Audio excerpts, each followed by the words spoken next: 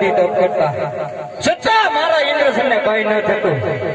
આ મૃત્યુ લોકનો માનવી આવે 3.5 દિવસમાં મારું ઇન્દ્રાસન ડોલાવી દયો. શું એને ઇન્દ્રાસન લેવાની ઈચ્છા છે? ચાલ માટે મારી તલવારથી ઘરથી મસ્તક જુદા કરો. અરે નહીં દેવ બ્રહ્માએ મને વચન આપેલું, જ્યારે જ્યારે સંકટ પડે ત્યારે મને યાદ કરજો. ચાલ દેવ બ્રહ્માને બોલ.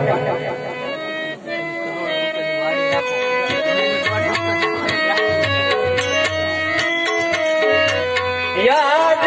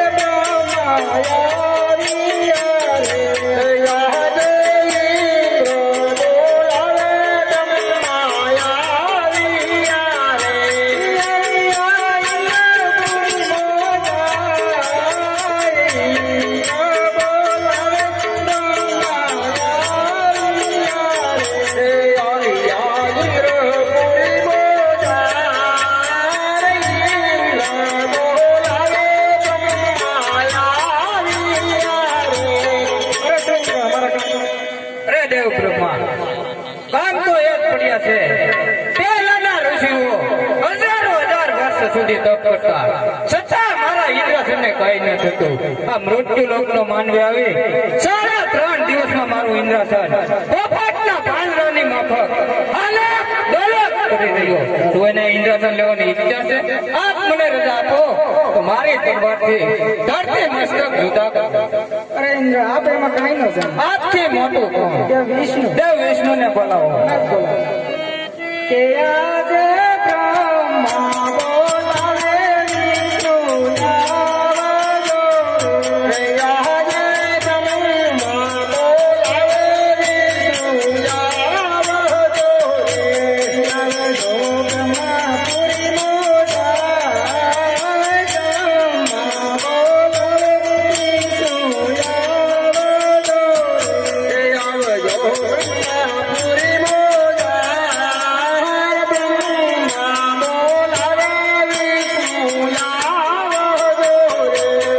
આવજો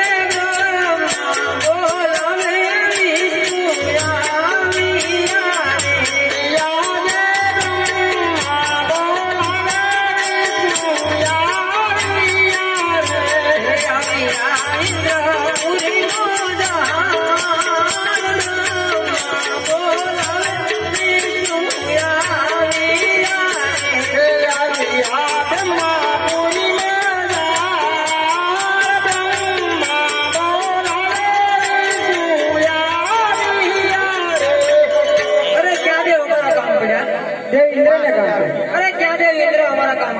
અરે વિષ્ણુદેવ ને પ્રણામ. કામ તો એ જ પડ્યા કે પહેલાના ઋષિઓ હજાર વર્ષ સુધી તપ કરતા છતાં મારા ઇન્દ્રાસનને કઈ ન થતું. આ મૃત્યુ લોકનો માનવી આવી 3.5 દિવસમાં મારું ઇન્દ્રાસન પોપટના પાંજરાની માફક હાલક દોલક કરી રહ્યો છે. તો શું એને ઇન્દ્રાસન લેવાની ઈચ્છા છે? અરે ઇન્દ્ર, જેમ તારું ઇન્દ્ર ડોલે છે એમ મારું વૈકુંઠ પણ ડોલે છે. હું એમાં કઈ નહીં જાણું. આપથી મોટો કોણ? શિવ શંકર ને બોલાવો. જે આજે વિષ્ણુ બોલાવે શંકર આવજો રે.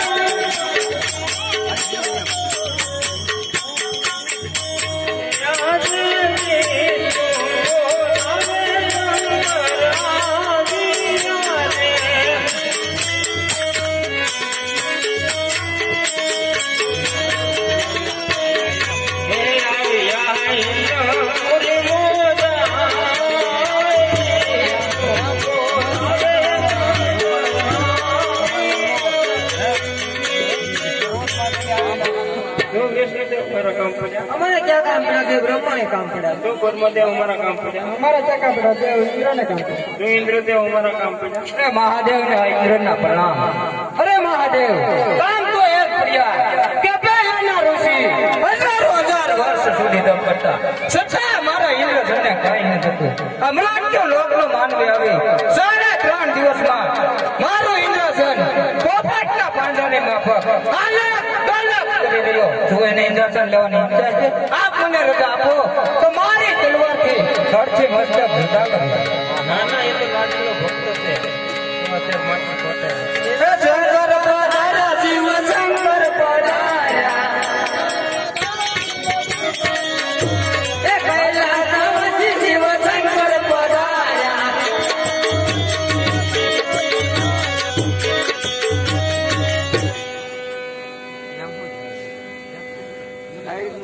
ઇન્દ્ર જાઓ તમે ઇન્દ્રપુરી નો